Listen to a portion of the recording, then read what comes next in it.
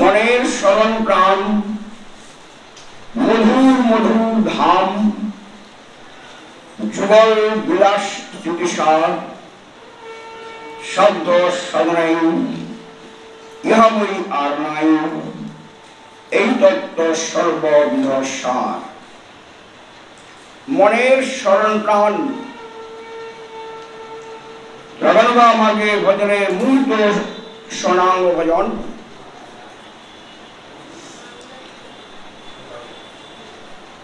মন মন সমস্ত ইন্দ্রিয়সমূহকে পরিচালনা করেন,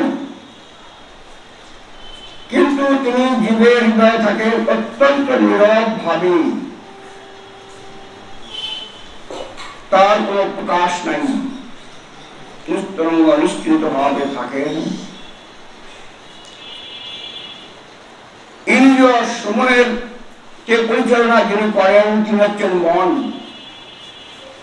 তাই মনকে বলা হয় সমস্ত ইন্দ্রিয়ের রাজা। পাঁচটি জ্ঞানেন্দ্রিয় চক্ষু, কর্ণ, জিহ্বা, নাসিকা, ত্বক, এই পাঁচটা ইন্দ্রিয়তে পাঁচটি আলাদা ভূমিকা আছে। চোখের দর্শন রূপ, কানের শব্দ, জিহ্বার রস, নাসিকার গন্ধ এবং ত্বকের স্পর্শ। এই যে রূপ, রস, গন্ধ, শব্দ, স্পর্শ, এই পাঁচটা ইন্দ্রিয়ের এক একটা নিজস্ব। এর বাইরে তাদের কোনো করার ক্ষমতা নাই, সব নির্দিষ্ট করে দেওয়া আছে। চোখকে যদি বলায় তুমি শুনতে পাচ্ছ, আমি শুনতে পাবো না, আমার তো কোনো ক্ষমতা নাই, আমার কাজ শুধু দেখা, ওই পর্যন্ত, আর কিছু করতে পারবো না। এবার নাককে বলা হয় তুমি দেখতে পাচ্ছ, বলে না, ওটা আমার অধিকার নাই, আমার নিচে রয়েছে গন্ধ। ঠিক প্রতিটা ইন্দ্রিয়ের এক একটা করে নির্দিষ্ট কাজ রয়েছে, এর এরিয়ার বাইরে কিন্তু যাওয়ার ক্ষমতা নাই। তো এই সমস্ত ইন্দ্রিয়গুলোকে পরিচালনা করেন যিনি, তিনি হচ্ছেন মন। আমি যদি একটা ফল, সাধু ফল যদি খাই, তাহলে পরবর্তীকালে সেই ফলটা খেলে কিন্তু মন থাকবে, তাহলে একবার স্বাদ পাওয়া হয়ে গেছে। একটা কোনো কিছু দেখি কিন্তু পরেও কিন্তু সেটা মনে থাকবে, যেহেতু দেখা হয়েছে। কে রাখেন? তাই বলেন সমস্ত ইন্দ্রিয়গণের রাজা হচ্ছে মন। সেই মন রাজা করতে সমস্ত পরিচালিত প্রজাগণ। এখন এই যে যিনি রাজা আমার ভেতরে বসে আছেন, তিনি সমস্ত ইন্দ্রিয়গুলোকে পরিচালনা করেন। প্রত্যেকের নিজস্ব স্বতন্ত্র কাজ আছে, প্রত্যেকের নিজস্ব স্বতন্ত্র কাজ। দেবৈষে ঋপুগণ যথেন্দ্রিয়গণ কেহকার বাধ্য নাই হয়, শুনিলে না শুনে কান, জানিলে না জানে প্রাণ, দিলাইতে না পারে নিশ্চয়।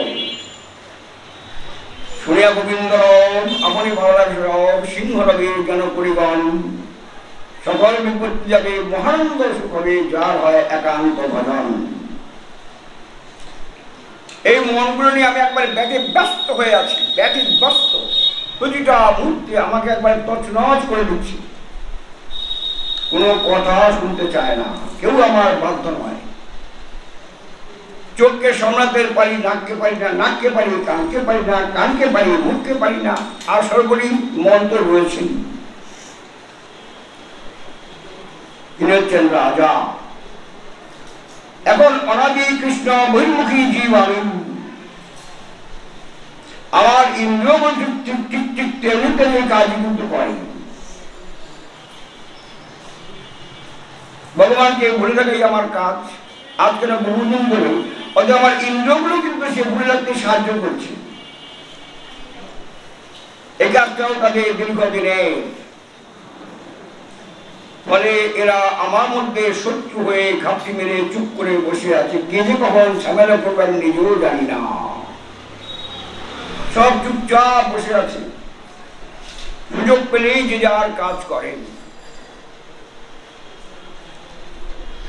কেউ কার বাধ্যবাধকতা মানে চলতে রাজি নয়। তেমন এরা ইন্দ্রগুলো আমার মধ্যে বসে আছে প্রতি মুহূর্তে শত্রুতা করার জন্য। সর্বোপরি মন্ত্র রয়েছেন, তাহলে প্রত্যেকের শত্রু। এইবার সেই শত্রুগুলোকে যদি মিত্র করা যায়, তাহলে কিন্তু এরকম শ্রেষ্ঠ মিত্র আর জগৎ উন্নতি হয় না। একটা শত্রুকে যদি মিত্র করা যায়, তাহলে তিনি হয়ে যান শ্রেষ্ঠ মিত্র। তাহলে যে শত্রুগুলো চক্ষু কর্ণ জিহ্বা নাসিকা ত্বক আমার হৃদয়ের মধ্যে রয়েছেন এবং প্রতি মুহূর্তেই আমাকে বিপদে পরিচালনা করছেন এবং ব্যাধি ব্যস্ত করে তুলছেন, সেই পাত্রে ইন্দ্রিয়র যিনি রাজা মন, তাকে যদি বশীভূত করা হয়, তাহলে প্রজারা বশীভূত হয়ে যাবেন। ফলে শত্রুগুলো হয়ে যাবে বন্ধু। মনটাকে যদি একটু গৌরগোবিন্দ চরণে লাগানো যায়, তাহলে দেখুন আর কোন ইন্দ্রিয়রা শত্রুতা করতে পারবে না, শত্রু হয়ে বন্ধুর মতো আচরণ করবেন। তখন কান আর বাজে কথা শুনবে না,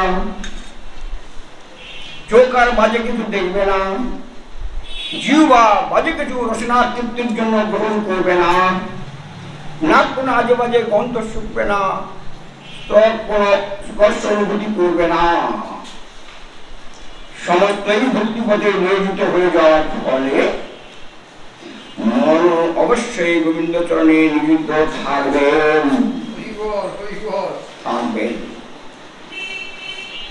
এখন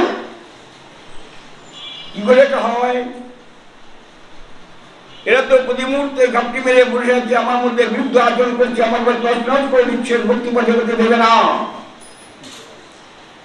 অন্যথা স্বতন্ত্র কাম অনর্থাদি যার নাম ভক্তির পথে সদা দেয় ভঙ্গ, কিবা সে করিতে পারে কামপ্রদ সাধকের যদি হয় সাধুজনার সঙ্গ। এই সাধু সঙ্গে হরিকথা শ্রবণ। বলে কি হলো?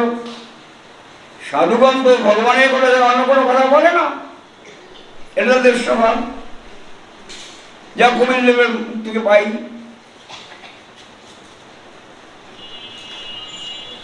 কি না সদাং প্রসঙ্গাত মৌবীর্য সংবিত হৃৎকর্ণ সায়ন কথা তদস্য পবদ্গবৎপরে শ্রদ্ধা ভক্তি রতি অনিক্রমিষ্যতি।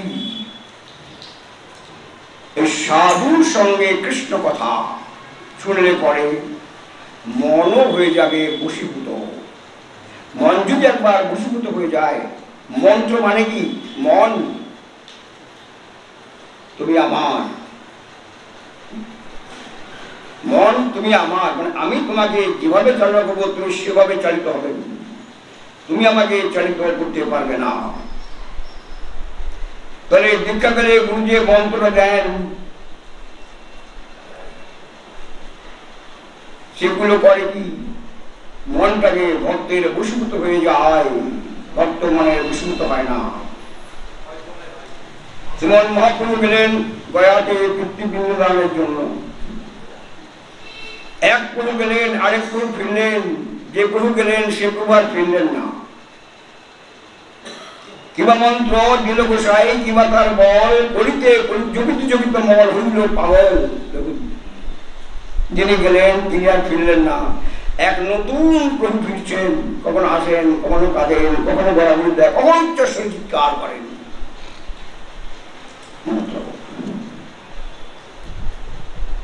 মন তুমি আমার বশীভূত, আমি তোমার বশীভূত নয়। তাহলে গুরু প্রদত্ত যে মন্ত্র শুধু আমাকে পরিপূর্ণরূপে বশীভূত করেন, আমার মনটাও যে রাজা, তাকে পর্যন্ত গুরুচরণে পদপদ্মে সম্পূর্ণভাবে নিযুক্ত করে থাকেন। ফলে মন অন্যত্র জায়গায় যেতে পারে না, অন্যথা স্বতন্ত্র কাম, অন্যথা অনর্থাদি যার নাম। আমাদের যে কাম, ক্রোধ, লোভ, মোহ, মদ, মাৎসর্য, এই যে গুণগুলো যেগুলো আমাকে সর্বদা ভক্তিপদে সরদায় ভঙ্গ সবসময় বিরোধিতা করে থাকেন, যারা প্রতি মুহূর্তে আমার ভেতর থেকে আমাকে সত্যভাবে পরিচালনা করছে, প্রতি মুহূর্তে বিপদে পরিচালনা করে থাকেন, অন্যথা স্বতন্ত্র কাম অনর্থাদি যা নাম ভক্তি পদের সদাদায় ভঙ্গ কিবা সে করিতে পারে কামক্রোধ সাধকরে যদি হয় সাধুজনার সঙ্গ। তারপরে মন যে মুহূর্তে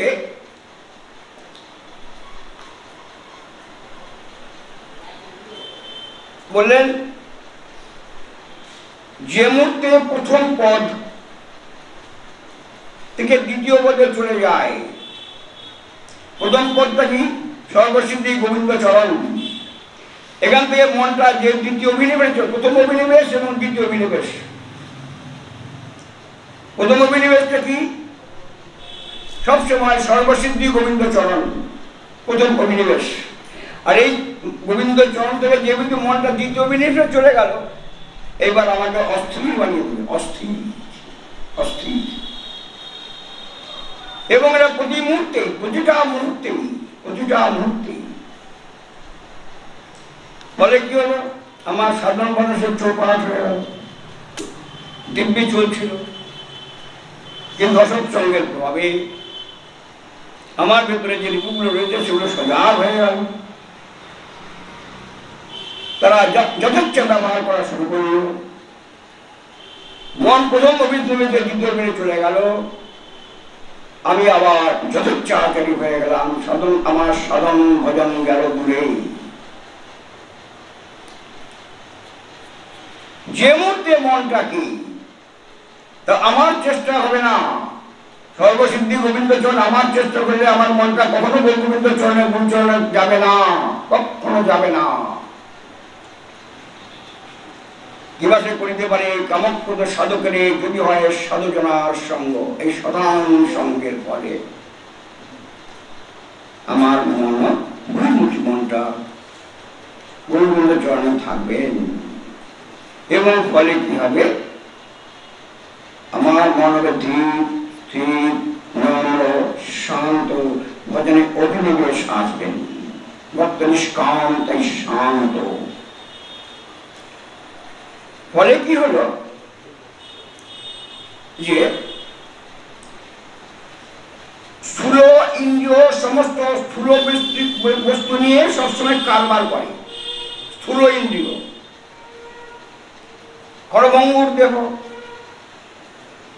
স্থূল দেহ, এই ইন্দ্রিয়গুলো স্থূল, তার মানে জাগতিক খড়ভঙ্গুর বস্তু নিয়ে কারবার করে, আত্মীয় স্বজন বন্ধু বান্ধব টাকা পয়সা সবকিছু স্থূল দেহ ভঙ্গুর দেহ স্থূল বস্তু নিয়ে কারবার করে, এটাই তার স্বভাব। এটাতে নতুনত্ব কিচ্ছু নেই, এটাই স্বাভাবিক। গুরু করেন কি, এই স্থূল দেহটাকে খড়ভঙ্গুর দেহটাকে প্রাকৃত দেহটাকে অপ্রাকৃত চিন্ময় বস্তুর সাথে যোগাযোগ করিয়ে দেন। তাহলে যে মুহূর্তে গুরু কৃপায় মনটা অপ্রাকৃত বস্তুর সাথে যোগাযোগ হয়ে গেল, অপ্রাকৃত বস্তুর সাথে আমার সম্বন্ধ হয়ে গেল, এবার আমি হইলাম এই গুরুর দাস, আমি গৌরের দাস। তাহলে গুরু অপ্রাকৃত, গোবিন্দ অপ্রাকৃত, আস্তে আস্তে আস্তে আমার ভেতরে যে মনগুলো ছিল, যে ইন্দ্রিয়গুলো ছিল, সেগুলো হয়ে যাবে প্রাকৃত, এবং আমাকে পরবর্তীকালে অপ্রাকৃত বস্তুতে এগিয়ে যাওয়ার জন্য তারা পূর্ণরূপে সহায়তা করবেন।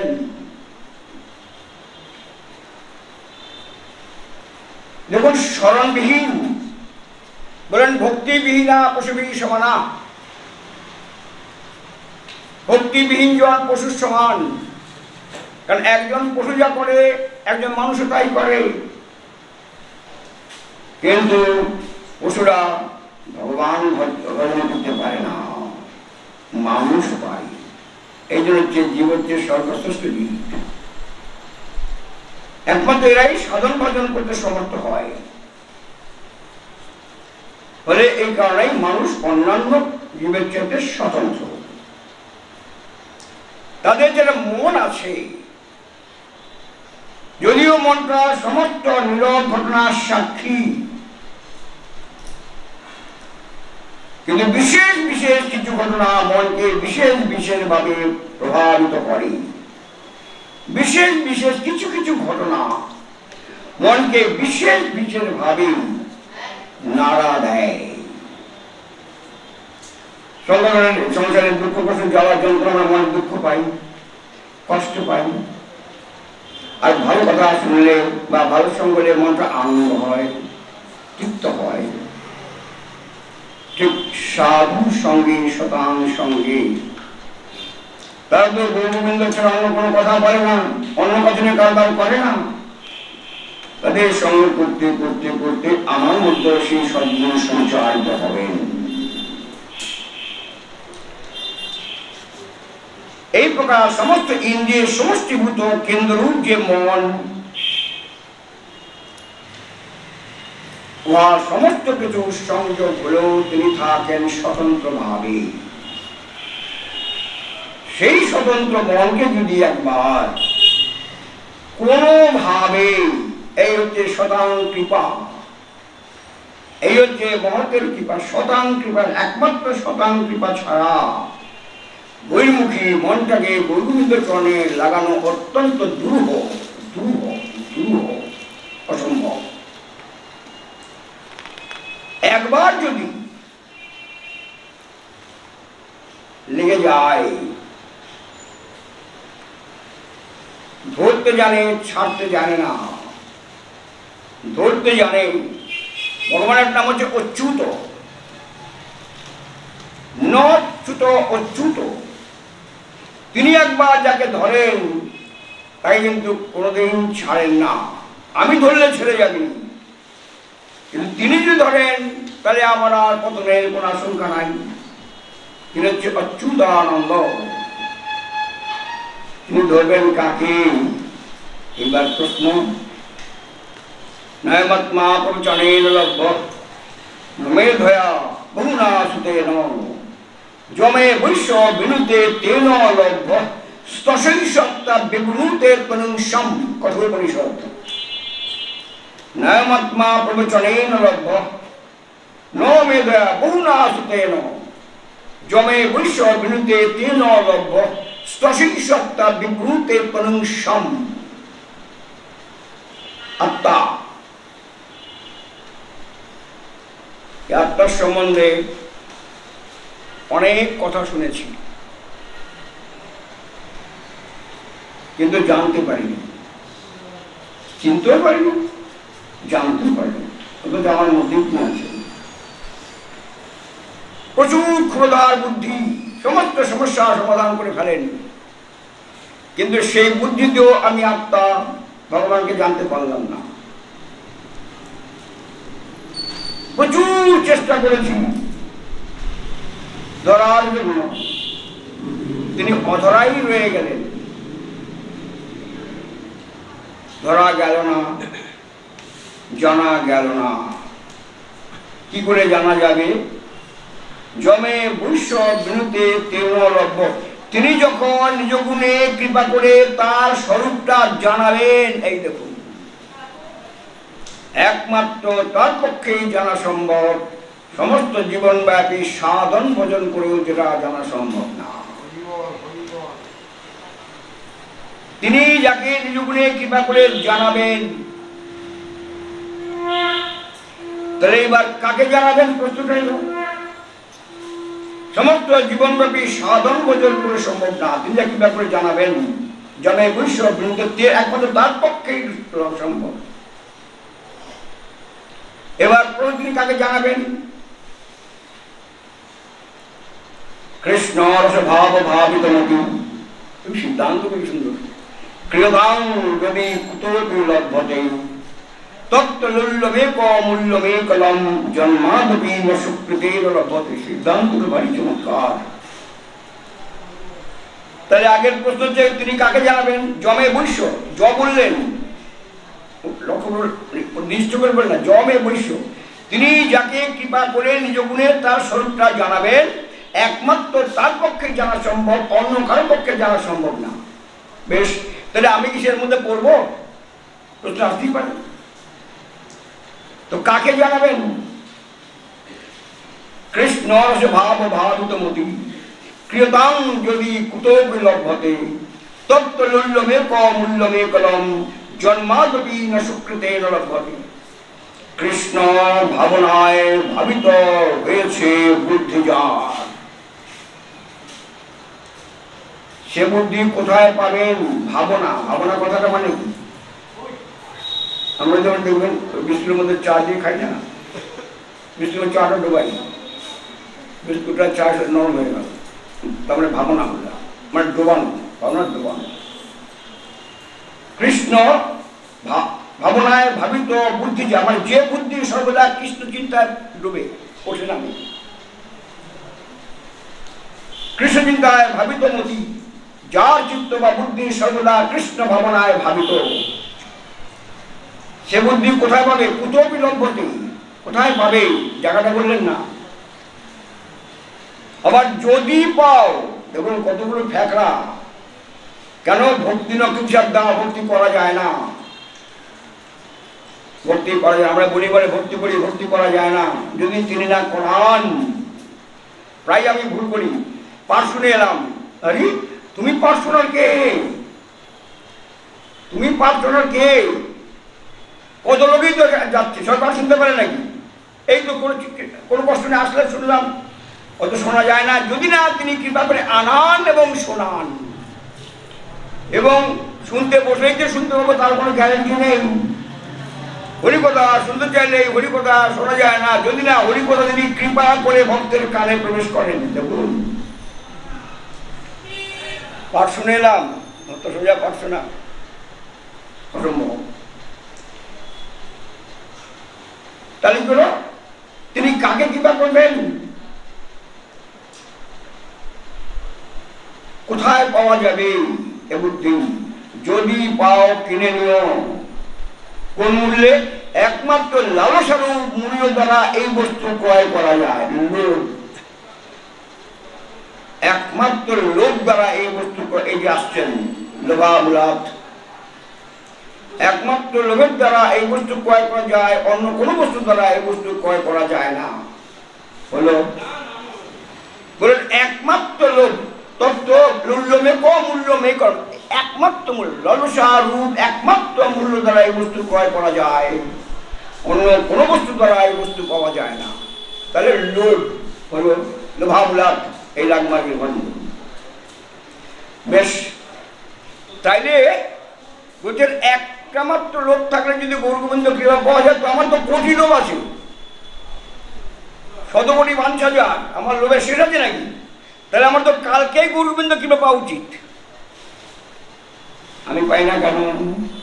বলছে একমাত্র লোভ, আমার তো কোটি লোভ, তাহলে আমার তো কালকেই তো গৌরগোবিন্দ কৃপা পাওয়ার কথা, আমি পাই না কেন? লোভ আমার আছে সব ঠিক, সব প্রাকৃত লোভ। এই প্রাকৃত লোভ দিয়ে অপ্রাকৃত গৌরগোবিন্দ ভজনা করা যায় না। হলো না সোজা হিসাব।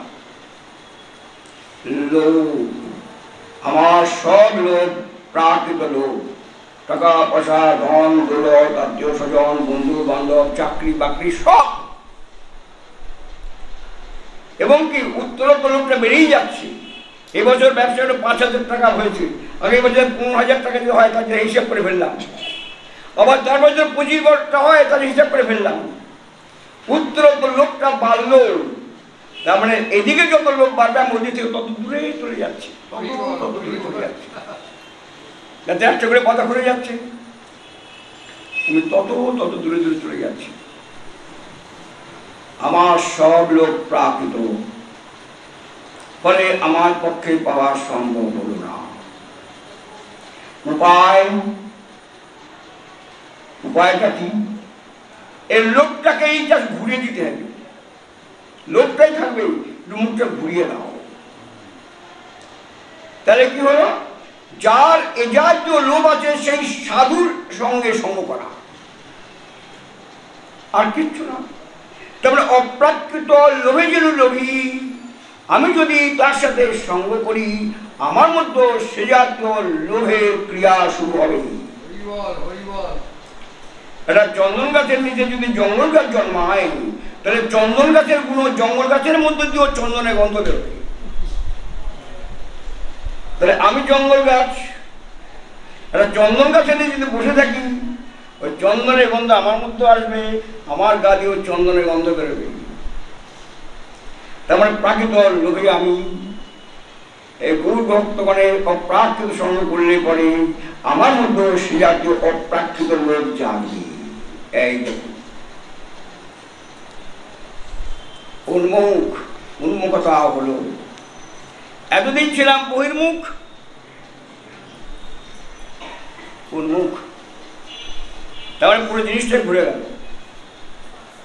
ধরুন আমি এখান থেকে যাবো স্টেশনে, যদি প্রাচীন মাপের দিকে জোরে ছুটি, যত জোরে ছুটি কর না কেন আমি কিন্তু তত উল্টো পথে যাব, তত উল্টো পথে যাব। আমি তো জানি না, দিক তো জানি না, উন্মত্তের মধ্যে ছুটে যাচ্ছি ভুল পথে। কোথায় যাচ্ছেন? ছুটে স্টেশনে। বলে সে কি মশাই, আপনি যাবেন স্টেশনে, আপনি প্রাচীন মাপে ছুটছেন, আপনি তো বহু দূরে ভুল পথে চলে এলেন। এই থেমে গেল, আমি ভুল পথে এসেছি? আপনি তো চেনেন না রাস্তা, আপনি ছুটতে জানেন, রাস্তা চেনেন না। পরে ভুল পথে ছুটলেন, জীবনের কতগুলো অমূল্য সময় নষ্ট করে ফেললেন। মশাই উল্টো দিকে ছুটুন, উল্টো দিকে ছুটুন। এই দেখুন আপনাকে দিক নির্ণয় করে দিলেন। জলের পোকা যখন জল থেকে আবার ডাঙায় ওঠে, চলা তার স্বভাব, এগিয়ে যাচ্ছে, সে ভাবছে আমি ঠিক পথে যাচ্ছি। কিন্তু জল থেকে সে যত দূরে যাচ্ছে তত মৃত্যুর সম্ভাবনা তার সামনে এসে যাচ্ছে।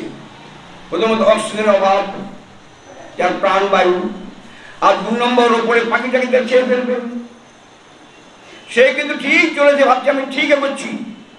সে জানে না মৃত্যু তার সামনে, সে জানে না এগুলো স্বভাব। তখন যদি কেউ মুখটা ঘুরিয়ে দেয়, আবার সে জলের মধ্যে গিয়ে প্রাণ ফিরে পাবে। আমিও সংসার জীবনে ভক্তিপথ ঘুরে পাগলের মতো উন্মত্তের মতো ছুটছি, আমি জানি ঠিক ছুটছি। ওই গুরু কৃপা করে মুখটা ঘুরিয়ে দেন, এই আবার জলে এসে আমি আবার প্রাণ ফিরে পাবো, বাঁচবো। আমি তো চলতে পারি না, আমি তো জানতে পারি না, আমি জানি সব ঠিক হচ্ছে। ভুল পথের ভ্রান্ত পথে আমি এই সাধুগুরু বৈষ্ণব কৃপা, কারণ তারা রাস্তা চেনেন, তারা তো জানেন, ঠিক মুখটা ঘুরিয়ে দেবেন। এই বহির্মুখ মনটা গৌর গোবিন্দ চরণের দিয়ে ঘুরলো, এবারে গিয়ে যান, ঠিক জায়গায় পৌঁছে যাওয়া যাবে। আমার মন চিন্ত বিক্ষিপ্ত, দেখুন স্মরণ তো ভজন তো অনেক দূরের কথা, স্বরাঙ্গ ভজন তো অনেক দূরের কথা। কারণ অস্থির চঞ্চল মনে স্মরণ ভজন হয় না। শ্রীমন কীর্তন তো নাম তো 3 প্রকার, জপ, কীর্তন, সংকীর্তন। শ্রীমন মহাপ্রভু কলিজীবের জন্য জপকে প্রাধান্য দিলেন না।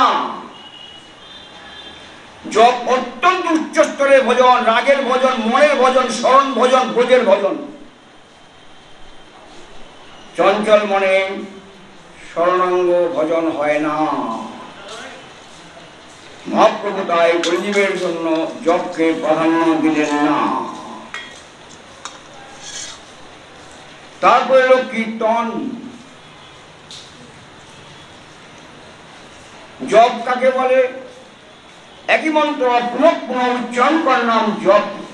4 প্রকার জপ: শরব, উপাংশুক, শরব জপ, উপাংশ জপ, বাচিক জপ, মানস জপ। 4 প্রকার জপ। শরব জপ একই মন্ত্র গুরুবত্ত মন্ত্র উচ্চস্বরে বা নিম্নস্বরে জপ করাকে বলে স্বরব জপ। উপাংশুক জপ, যে জপে ঠোঁট নড়ে কিন্তু কোনো আওয়াজ হয় না তাকে বলে উপাংশুক জপ। বাচিক জপ, উচ্চস্বরে গুরুবত্ত মন্ত্রকে বলে বাচিক জপ। আর মানস জপ, যে জপটা মনে মনে হয় যাকে বলে অজপা। সর্বশ্রেষ্ঠ আর সবচাইতে কঠিন, সর্বশ্রেষ্ঠ সবচাইতে কঠিন। হাসতে খেলতে পড়তে চলতে সব চলছে, নাম চলছে। অজপা কাউন্টলেস, শ্বাসে প্রশ্বাসে। অজপা জপ বোঝার উপায় নেই। যারা অজপা জপ করে বুঝতে পারবেন না, তাহলে আমার মতো নামে মারা লাগে না, কিচ্ছু লাগে না, ঠোঁট নড়ে না, কিচ্ছু করে না, অথচ নিঃশব্দে ঠিক কাজ করে যাচ্ছে। জপের মধ্যে সবচেয়ে কঠিন জপ হচ্ছে এই মানস জপ, অত্যন্ত কঠিন। তাই শ্রীমন মহাপ্রভু পরিজীবের জন্য জপকে প্রাধান্য দিলেন না।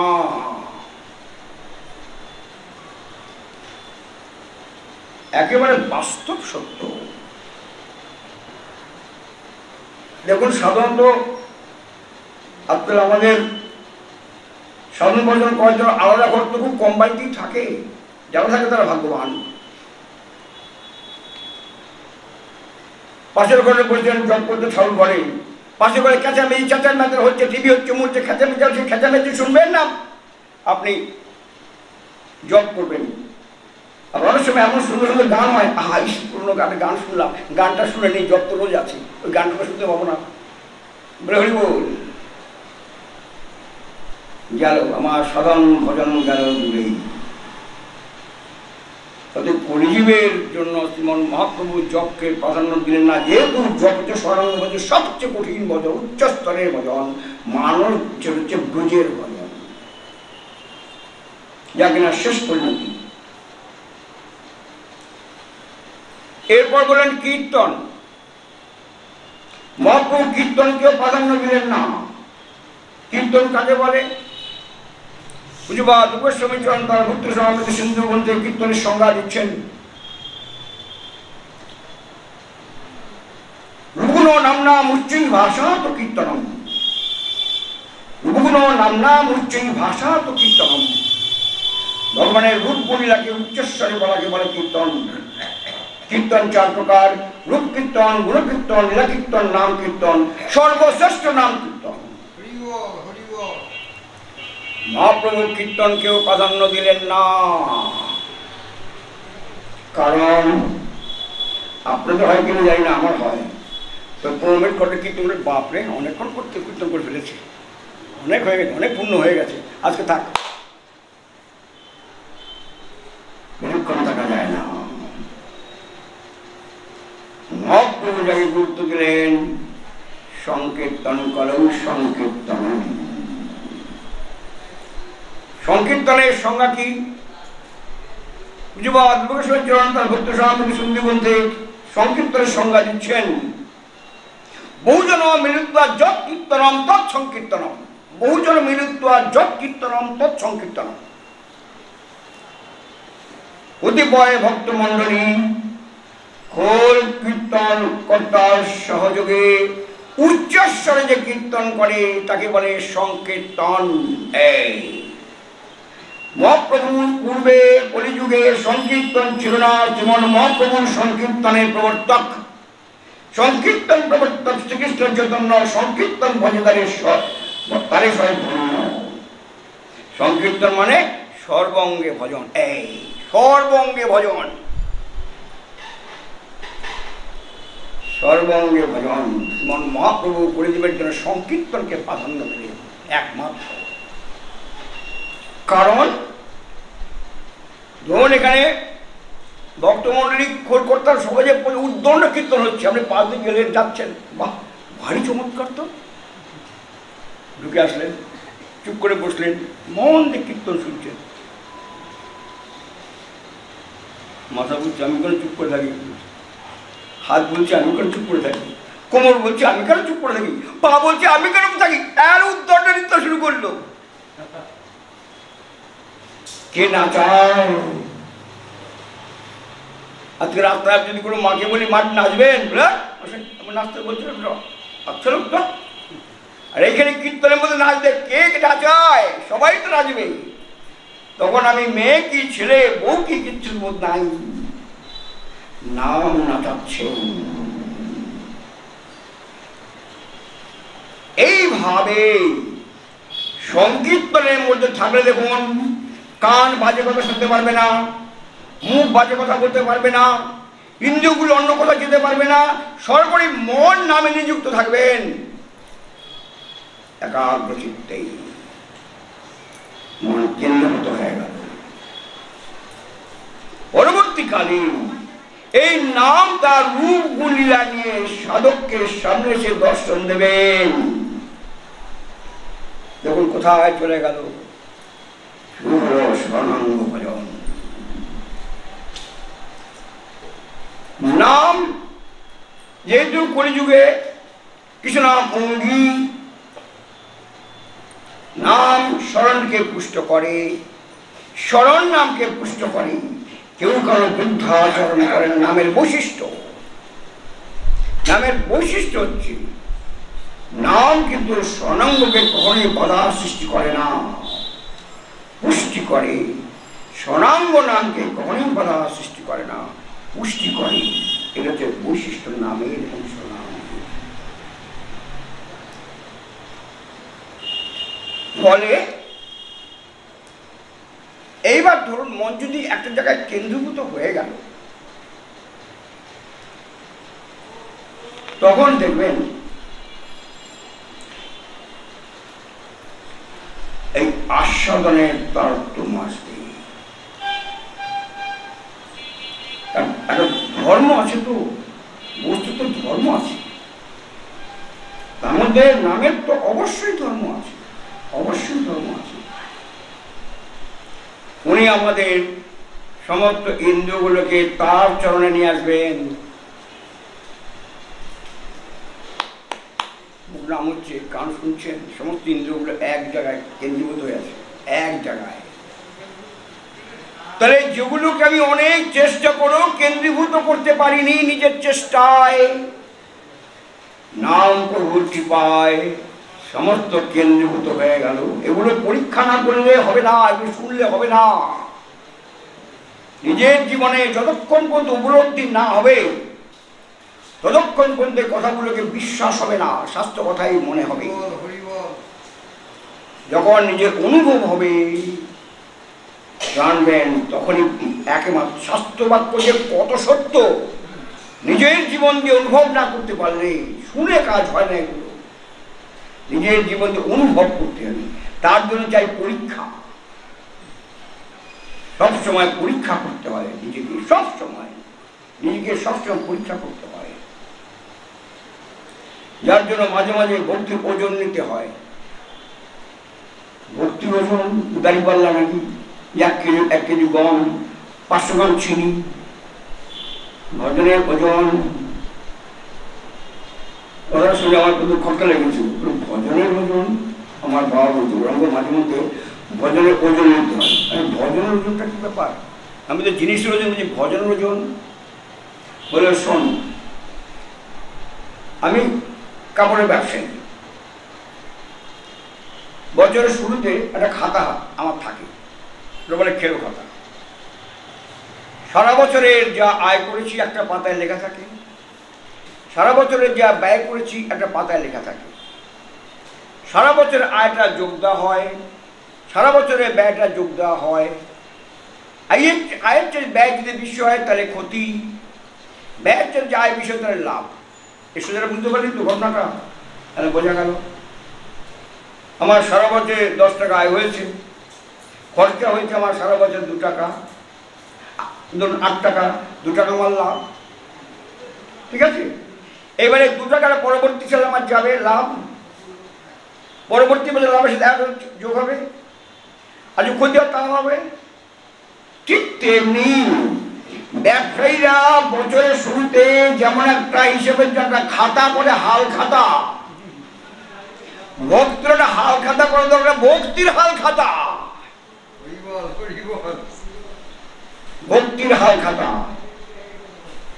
ধর তোর এই বছরে রোজ প্রভু কৃপায় 4 ফিরা করে নাম করাচ্ছে। এখন সবাই তো ব্যবসাতে লাভ করতে চায়। আমি যদি একটা ব্যবসা ধরি তাহলে আগামীবার আমাকে 6 ফিরা কোটা করতে হবে। এবছর 4 ফিরা হচ্ছে রোজ, আগামী বছর থেকে 6 ফিরা করতে হবে, সবাই তো লাভ করবে। এটা তো আমি যে ব্যবসা ধরে নিই, এই যখন 2 ফিরা বেড়ে গেল, তাহলে এই যখন 2 ফিরা বাড়লো তার জন্য 8 ঘন্টা বা 20 মিনিট টাইম দেবেন। এই সংসার থেকে 20 মিনিট ছুটে গিয়ে গোবিন্দ নামে দিয়ে গেলেন। ওই দেখুন,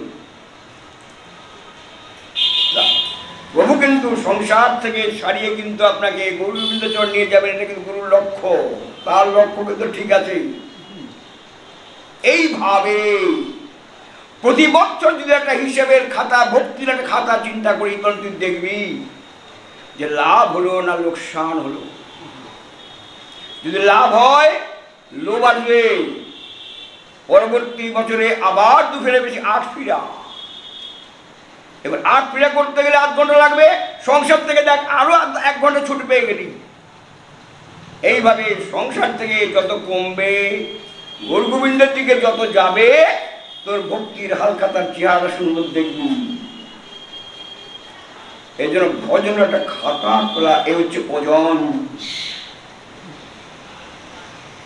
কত সুন্দরভাবে আমাকে পানীয় করে অনেকক্ষণ ধরে ভাবলাম জিনিসটা, কত ছোট্ট সুন্দরভাবে।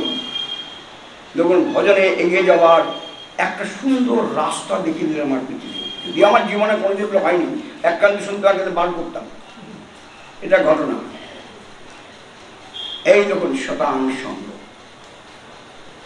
একটা নতুন দিগদর্শন হলো আমার জীবনে। এইবার যদি আস্তে আস্তে যদি লাভ হয়, তাহলে ব্যবসায় লাভ হলে তো সবাই আনন্দই পায়। তাহলে কোন বলদ ক্ষতি করতে চায়? দেখুন, ভজন আস্তে আস্তে অগ্রসরমান হচ্ছে। যদি ভজন কোন একটা জায়গায় নির্দিষ্ট জায়গায় লেগে থাকে, জানবেন সে ভজন মরা ভজন। সারা বছর 3 ফিরা করে নাম হচ্ছে, সারা 2 বছর মরা ভজন। কারণ বদ্ধ জায়গায় যেমন জল নড়াচড়া করে না, পোকা হয়, পোকা জমে বদ্ধ জায়গায়।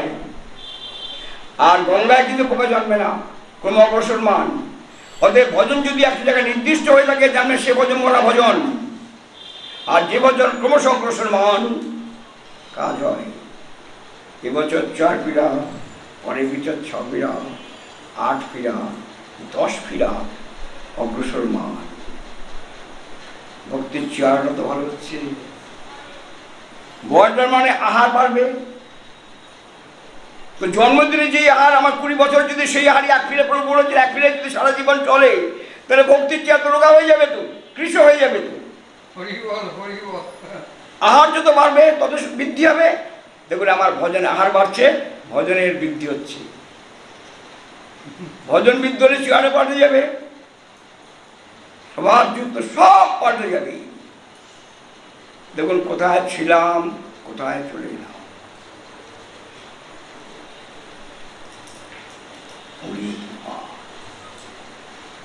এইভাবে যখন মনটা কোন একটা জায়গায় নিবৃত্ত হয়ে যদি আস্তে আস্তে তার মধ্যে স্বাদ বা আনন্দ পাওয়া যায়, তখন তাকে ভাবতে মনটা আরো ভালো লাগে। যেমন প্রিয়জনের কথা শুনতে, প্রিয়জনের কথা চিন্তা করতে, প্রিয়জনের কথা বলতে লাগে না, বলতে নিজে থেকেই যেমন হয়। ইষ্ট আমার প্রিয় হয়ে গেল, ফলে সর্বদা তার কীর্তন, তার রূপ বর্ণন, তার শ্রবণ, তার পথে চলা। মনটা জায়গায় কেন্দ্রীভূত হয়ে গেল। তো মনের স্মরণ প্রাণ, মধুর মধুর ধাম। দেখুন, সপ্রাণ নিষ্প্রাণ। ভগবত বিহীন জীবনযাপন নিষ্প্রাণ। ভগবত ভজনময় জীবনটা হচ্ছে সপ্রাণ। তাহলে আমি যদি ভগবানকে ভুলে সংসারে দিন কাটাই, আমি নিষ্প্রাণ, মরা দেহ। এবার সংসারে দুঃখ কষ্ট জ্বালা যন্ত্রণা আমাকে কুকুর বিড়ালের মধ্যে ছিঁড়ে ছিঁড়ে খাবে, আজে বাজে চিন্তা আসবে, আজে বাজে সঙ্গ হবে, তারা ছিঁড়ে ছিঁড়ে খাবে। প্রাণ তো নিষ্প্রাণ, মরা দেহ তো, শিয়াল কুকুর খাবে। আর যদি গৌরগোবিন্দের স্মরণে থাকে, মন হবে সব প্রাণ। শিয়াল কুকুর রূপ দুঃখ কষ্ট জ্বালা যন্ত্রণা কাম ক্রোধ আমাকে ধরতে পারবে না। সব প্রাণ, এই প্রাণ হচ্ছে গৌরগোবিন্দ স্মরণ, মনের স্মরণ প্রাণ। এইবার ধরুন এর মধ্যে আবার তার তরতম আছে, মধুর মধুর ধাম। তাহলে স্মরণের বিস্তৃত ধ্যেয় বিস্তৃত কি? সে হচ্ছে পূর্ণ ব্রহ্ম স্বয়ং ভগবান শ্রীকৃষ্ণচন্দ্র রাধারানী। এই তো উপাস্য আমার। আর আমার এখানে নিতাইচাঁদ গৌরচাঁদ, এই তো। তাহলে ভগবানের কথা চিন্তা করতে গেলে যেখানে ভগবানের লীলা উৎকৃষ্ট সে চিন্তা করাই সর্বশ্রেষ্ঠ। যেমন কাল আমাদের আলোচনা হয়েছিল, প্রশ্নোত্তর পর্বে শ্রীমন মহাপুর আরামানন্দকে বলেছিলেন, সর্বত্যাগী জীবের কর্তব্য কাহাবাস, বৃন্দাবন ভূমি যাহা লীলারাস। পূর্ণ ব্রহ্ম স্বয়ং ভগবানের রাখেত্ব বৃন্দাবন ভূমি, জীবের একমাত্র বাসস্থান এবং তো স্বর্ণের জায়গা। তাহলে সেই পূর্ণ ব্রহ্ম স্বয়ং ভগবান যেখানে পূর্ণতম, যা লীলাভূমি, সমস্ত লীলাভূমি কেন্দ্র যে বৃন্দাবন ব্রজধাম, যেখানে ভগবান পূর্ণতম, ওদের স্মরণ করতে গেলে সেই স্মরণই করবো। বলে না যে মারিত গন্ডা লুটিত ভান্ডার, মারিত গন্ডা লুটিত ভান্ডার। যদি চুরি করতে হয় তাহলে এমন চুরি করবো যাতে সারা জীবনে, ধরো তো করবোই, চুরি এমন করব তাহলে ভগবানের সর্বশ্রেষ্ঠ নিরক্ষেত্র ভূমি বৃন্দাবন ভূমি। সেই বৃন্দাবন ভূমিকে ভগবান যা জানিলা অদ্যাবধি নাচে গোড়া রায়, কোনো কোনো ভাগ্যবান একেবারে পায়। তাহলে সেই তো আমার সর্বস্ব ধ্যেয় বস্তু, এই তো আমার ধ্যানের সর্বশ্রেষ্ঠ ধ্যানের বস্তু। কিম ধ্যেয়ম, কি ধ্যান করবে, সেটাই তো আমার সর্বশ্রেষ্ঠ ধ্যেয় বস্তু। পূর্ণ ব্রহ্ম স্বয়ং ভগবান,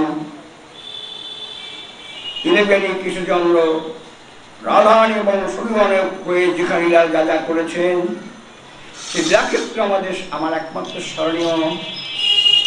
ফলে কি হবে, লীলাক্ষেত্রের যে কৃপায় আমার মধ্যে সঞ্চারিত হবে,